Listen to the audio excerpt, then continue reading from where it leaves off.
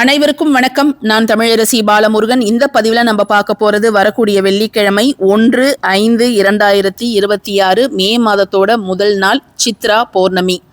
சித்ரா பௌர்ணமி அப்படின்னு நம்மளுக்கு சொன்னாலே ஞாபகம் வர்றது சித்ரகுப்தரோட பிறந்த நாள் தான். தேவலோகத்துல எத்தனையோ பேர் இருக்கிறாங்க. ஆனா இந்த சித்ரகுப்தரோட பிறந்த நாளை மட்டும் ஏன் மக்கள் ரொம்ப அதீத விசேஷமாக கொண்டாடுறாங்க அப்படின்னு பார்த்தா, இவர்கிட்ட ஒரு முக்கியமான டிபார்ட்மெண்ட்டை ஒப்படைச்சிருக்கிறாங்க. யமதர்மராஜாவோட உதவியாளராக இருக்கக்கூடியவர் உலகத்தில் உள்ள ஒவ்வொரு உயிர்களும் செய்யக்கூடிய பாவ புண்ணிய கணக்குகளை 1% கூட குறையாம உள்ளது உள்ளபடியே எழுதக்கூடியவர். சில பேர்லாம் எவ்வளோ தப்பு பண்றாங்க, யாருக்கும் தெரியாது நம்ம பண்றது அப்படின்னு நினைச்சிட்டு இருக்கிறாங்க. ஆனா நமக்கு மேல ஒருத்தர் பார்த்துட்டு இருக்கிறாங்க அப்படின்னு நம்ம சொல்லுவோம். வாய் வழக்கு நம்ம அதை மாதிரி சொல்லுவோம். அது வேற யாரும் கிடையாது, சித்ரகுப்தர். நீங்க செய்யக்கூடிய அத்துணையும் பார்த்துக்கிட்டே இருக்கிறாரு. அவருடைய நோட்ல கரெக்டா ஒரு தேதி வாரியா நீங்க என்ன பாவம் செஞ்சீங்க, என்ன புண்ணியம் செஞ்சீங்க அப்படிங்கிறத அவர் நோட் பண்ணிக்கிட்டே இருக்கிறாரு. நம்ம இறந்ததுக்கு அப்புறம், மேலோகத்துக்கு போனதுக்கு அப்புறம் அந்த 2 கணக்கையும் அவர் டேலி பண்ணி பார்ப்பாரு.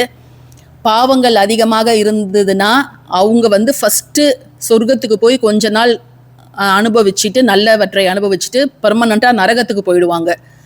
அவங்க செஞ்ச புண்ணியங்கள் நிறைய இருந்துச்சுன்னா ஃபர்ஸ்ட் நரகத்துக்கு போயிட்டு அவங்க செஞ்ச பாவங்களுக்கான தண்டனையை அனுபவிச்சுட்டு பெர்மனண்டா அவங்க சொர்க்கத்துல இருப்பாங்க. ஸோ இதை நிர்ணயம் செய்யக்கூடியவர் தான் சித்ரகுப்தர். அதனால தான் வருஷத்துல ஒரு நாள் அவரை நம்ம வேண்டிக்கிறோம். பொதுவாக என்ன சொல்லுவாங்கன்னா, சித்ரகுப்தரை அன்றைய தினம் நாம் வழிபாடு செய்யும் பொழுது, நான் மலையளவு செய்த பாவத்தை கடுகளவு மாற்றணும், கடுகளவு செய்த புண்ணியத்தை மலையளவு மாற்றணும் அப்படின்னு சொல்லி வேண்டிக்கோங்க அப்படின்னுவாங்க. இது எந்த விதத்துலங்க நியாயம்? இதெல்லாம் நடக்கிறதுக்கு வாய்ப்பு கிடையாது. ஒருவேளை அப்படி சொன்னாவது நம்ம சித்ரகுப்தரை வழிபாடு செய்வோம் அப்படிங்கிறதுக்காக சொல்லியிருப்பாங்க. அதெல்லாம் அவர் மாத்திலாம் எழுத மாட்டாரு. அவங்கவுங்க பண்ண பாவ புண்ணிய கணக்குக்கு ஏற்ற மாதிரி அவங்கவுங்க அனுபவித்து தான் ஆகணும். முன்னாடிலாம் நம்ம இறந்ததுக்கு அப்புறம் தான் அனுபவிக்கிறோம். ஆனா இந்த காலகட்டத்துல உடனுக்குடன் கடவுள் அதற்கான தண்டனையை தந்து கொண்டே இருக்கிறார். புண்ணியங்கள் செய்தீங்கன்னா அதற்கான பரிசையும் அவர் தந்து கொண்டுதான் இருக்கிறார். இந்த தினத்துல நாம் நம் வீடுகளில் ஆரம்பிக்க வேண்டிய மிக முக்கியமான ஒரு வழிபாடு இது. நீங்க 2 வகையில எடுத்துக்கலாம். ஒன்று, சித்ரகுப்தரை வணங்கி இந்த விஷயத்தை நம்ம ஆரம்பிக்கலாம் அப்படின்னு எடுத்துக்கலாம். அல்லது பொதுவாகவே நம்ம மேனிஃபெஸ்டேஷன் பண்ணுவோம் இல்லை, ஒரு மாதத்தோட முதல் நாள் ஒரு மேனிஃபெஸ்டேஷன் ஆரம்பிக்கிறோம், அந்த மாதம் முடியறதுக்குள்ளார நம்முடைய ஆசைகள் நிறைவேறும் அப்படிங்கிறதுக்காகவும் இதை நீங்க எடுத்துக்கலாம். அது உங்களுடைய தனிப்பட்ட விருப்பத்தை பொறுத்தது. இந்த சித்ரகுப்தர் நம்ம வணங்குவதால நம்முடைய அந்த பாவங்கள் குறையும் அப்படிங்கிறது ஒரு நம்பிக்கை. அதே போல நோய் நொடியினால் கஷ்டப்படுறாங்கல்ல, அவங்கெல்லாம் அவரை வழிபாடு செய்யும்போது அவர்களுடைய ஆயுள் அதிகரிக்கும் அப்படிங்கிறதும் நம்பிக்கை. நம்முடைய தலையெழுத்து மாறும் அப்படின்னு பொதுவாக சொல்றாங்க. இந்த சித்ரகுப்தர் வழிபாடு நம்ம செஞ்சோம்னா அடுத்து வரக்கூடிய சில நாட்கள்ல நமக்கு யாராவது இந்த கோவிலுக்கு போங்க, இல்லை இந்த விளக்கு ஏற்றுங்க, இல்லை நீங்கள் யூடியூப்லேயே ஒரு வீடியோ பார்க்கலாம், இல்லை உங்களுக்கு தெரிஞ்சவங்க எங்க நீங்கள் அந்த கோயிலுக்கு போனீங்கன்னா நல்லது நடக்கும் அப்படின்னு நம்மளுக்கு சொல்லலாம். ஸோ நம்ம அந்த கோயிலுக்கு நம்ம போனோம்னா அது நம்முடைய பாவங்களை குறைக்கக்கூடிய கோவிலாக இருக்கும். அல்லது நாம் ஏற்றக்கூடிய தீபம் நம்முடைய பாவ கணக்கை குறைப்பதற்கு நாம் ஏற்ற வேண்டிய தீபமாக இருக்கும். அதை இன்னொருத்தவங்க சொல்லி நம்ம கண்களில் அதை எப்படியோ பட வைத்து நம்முடைய கர்மாக்களை குறைய வைப்பார் சித்ரகுப்தர் அப்படிங்கிறது தான் நிதர்சனமான உண்மை. அதுதான் சூட்சமமும் கூட. உடனடியாலாம் அவர் பாவத்தை டக்குன்னெலாம் குறைக்க மாட்டாரு. அந்த பாவத்தை குறைப்பதற்கான பரிகாரத்தினை உங்கள் கண்களுக்கு அவரு காமிப்பாரு. யார் மூலமாவது உங்களுக்கு அது தெரிய வரும். டக்குன்னு ஏதாவது ரோட்ல போகும்போது ஒரு போஸ்டர் பார்ப்பீங்க, இந்த கோவில் ரொம்ப பிரசித்தி பெற்ற கோவில்னு போட்டிருக்கோம். டிவியில போடும்போது இந்த ஸ்லோகத்தை சொல்லுங்க, இந்த பிரச்சனை தீரும். உங்க கண்களுக்கு தானாக அது கண்களில் படுற மாதிரி நடக்கும். அப்படி நடந்துச்சுனாலே அதன் மூலமாக உங்களுடைய கர்மாக்கள் குறையும். இதுதான் உண்மையான விஷயம். சித்ரகுப்தர் வழிபாடு அல்லது சித்ரகுப்தர் கோவிலுக்கு போனீங்கன்னா அதை தொடர்ந்து சில நாட்கள்ல இது மாதிரி ஏதாவது ஒரு அறிகுறிகள் உங்களுக்கு தென்படும். அதன் மூலமாக உங்களுடைய அந்த பாவங்கள் குறையும். சரிங்களா? இந்த சித்ரகுப்தர் எப்படி அவதரித்தார் அப்படின்னு பார்த்தோன்னா, பார்வதி தேவி ஒரு சித்திரத்தை வரைஞ்சாங்களாம். அந்த சித்திரத்துக்கு உயிர் கொடுத்தா எப்படி இருக்கும், அவங்க நினைச்ச அடுத்த நிமிடமே அந்த சித்திரத்துக்கு உயிர் வந்துடுச்சான். அவரு தான் சித்திரகுப்தர் அப்படின்னு அழைக்கப்படுறாங்க.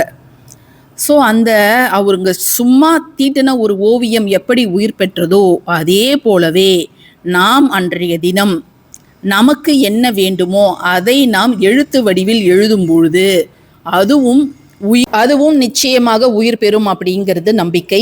அன்றைய தினம் நம்ம பூஜை அறையில் வாங்கி வைக்க வேண்டிய பொருள்களில் நோட்டு, புத்தகம், அதுக்கப்புறம் பேனா, pencil box, geometry box, colour pencils, sketch, இது எல்லாமே நம்ம வாங்கி வைக்கலாம். இது நாம் பயன்படுத்துவதோடு மட்டுமல்லாமல் இதை நம்ம தானமாக கொடுப்பது உண்மையிலேயே தேவைப்படுபவர்களுக்கு. ஏன்னா நெக்ஸ்ட் அகாடமிக் இயர் ஜூன்லேருந்து ஆரம்பிக்க போகுது. ஏழை குழந்தைங்க எந்த பகுதியில் இருக்கிறாங்களோ அங்கே போயிட்டு நீங்கள் இதை அவங்களுக்கு அன்றைய தினம் தானமாக கொடுக்கும்பொழுது நிச்சயமாக நம்முடைய குடும்பத்திற்கு அது புண்ணியங்களை பெற்றுத்தரும். அப்படி நீங்கள் வாங்கின ஒரு நோட்டு, ஒரு பேனாவிலைய நீங்கள் அன்னைக்கு உங்களுடைய விருப்பத்தை, நீண்ட நாள் விருப்பத்தை நீங்கள் எழுதுங்க. எத்தனை முறை எழுதணும் அப்படின்னு கேட்டிங்கன்னா தினமும் 5 முறை நீங்கள் எழுதலாம். ஏன்னா மே மாதம் அப்படிங்கிறது 5வது மாதம். ஸோ நீங்கள் 5 முறை அப்படிங்கிறத நீங்கள் எழுதலாம். இல்லை எனக்கு ஒரு தடவை தான் எழுதுறதுக்கு டைம் இருக்குன்னாலும் நீங்கள் அதை எழுதலாம். அந்த ஒரு விருப்பத்தை மட்டுமே நீங்கள் ஆழமாக சிந்தித்து இந்த மாதம் முழுக்க எழுதுங்க. நேரம் அப்படிங்கிறது முக்கியம் கிடையாது. நேரம் முக்கியம் கிடையாது. பௌர்ணமி திதி இருக்கக்கூடிய நேரத்தில் நீங்கள் எப்போ வேணாலும் எழுதலாம். இந்த பௌர்ணமி திதி வியாழக்கிழமை இரவு ஒரு 9 மணிக்கு ஆரம்பித்து வெள்ளிக்கிழமை இரவு 11 மணி வரைக்கும் இருக்குது. ஸோ அந்த 11 மணி வரைக்கும் நீங்கள் எப்போ வேணாலும் இந்த எழுதி உங்கள் பூஜை அறையிலே இதை நீங்கள் வச்சுக்கலாம். சரிங்களா? இதை நீங்கள் 1 மாதம் எழுதுனீங்கன்னா அதிலே உங்களுக்கு நல்ல இம்ப்ரூவ்மெண்ட் தெரியும். அப்படி இல்லை எனக்கு நிறைவேறலைன்னா ஒரு நாளைக்கு நீங்கள் 1 நிமிஷம் செலவு பண்ணாலே போதும். அதை நீங்கள் எழுதிக்கிட்டு வர வர வர வர அது நிச்சயமாக செயல் வடிவம் அப்படிங்கிறத பெறும். ஸோ நீங்கள் இந்த ஒரு விஷயத்தை மட்டும் நீங்கள் அன்னைக்கு செய்யுங்க. நிச்சயமாக நல்ல முன்னேற்றங்கள் ஏற்படும். பொதுவாக பௌர்ணமியில் நம்ம மந்திரங்கள் உச்சரிப்பது, ஒரு தியானம் செய்வது, அல்லது ஒரு ஹோமம் செய்வது, ஒரு பூஜை செய்வது, இது எல்லாமே அதீத பலன்களை நமக்கு கொடுக்கும். அந்த வகையில் நம்ம விருப்பத்தை எழுதும் பொழுது நிச்சயமாக அது நிறைவேறியே தீரும். எது எழுதுறதுனாலும் பாசிட்டிவான வேர்ட்ஸு, நேர்மறையான வார்த்தைகளை போட்டு எழுதுங்க. அதில் கடன், நோய், வறுமை இதை மாதிரிலாம் எழுதாதீங்க. சிக்கல், வழக்கு அதெல்லாம் எழுதாதீங்க. ஒரு நல்ல ஹாப்பியான வேர்ட்ஸாக போட்டு நீங்கள் எழுதும்போது தினம்தோறும் அதை எழுதவே அது நடக்கிறது உங்களுக்கு கண்கூடாக தெரியும். ஸோ இந்த பதிவு மிக முக்கியமான பதிவு. இந்த சித்ரா பௌர்ணமி வழிபாடு இது மட்டும் இல்லாமல் நீங்கள் அந்த சித்திரகுப்தரை அன்றைய தினம் வழிபட்டுட்டு அடுத்த ஒரு வாரம் எந்த கோயிலை பற்றியாவது யாராவது உங்ககிட்ட சொல்கிறாங்களா, அல்லது ஏதாவது ஒரு விளக்கை பற்றி ஏதாவது சொல்கிறாங்களா, இல்லை ஒரு பூஜை செயல்முறையை பற்றி யாராவது சொல்கிறாங்களா அப்படிங்கிறத கொஞ்சம் கவனிங்க.